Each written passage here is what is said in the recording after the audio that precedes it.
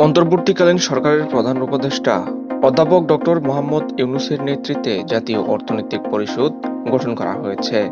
এতে doctor ইউনূসকে chairperson আর বাকি উপদেষ্টাদের পরিষদের সদস্য করা হয়। সোমবার মন্ত্রিপরিষদ বিভাগ থেকে এ সংক্রান্ত প্রজ্ঞাপন জারি করা হয়েছে।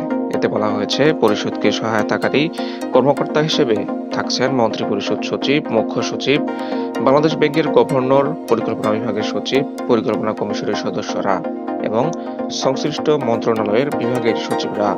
পরিষদের বৈঠকের প্রয়োজন অনুসারে অনুষ্ঠিত হবে।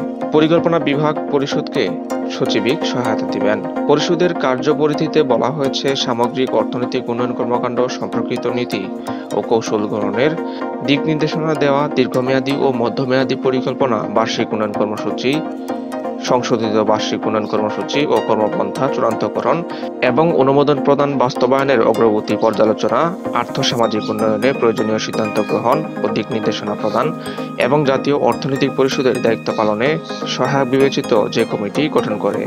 এ বিষয়ে মন্ত্রিপরিষদ বিভাগের 18 জানুয়ারি জারি করা প্রজ্ঞাপন বাতিল করা হয়েছে বলেও জানানো হয় প্রজ্ঞাপনে।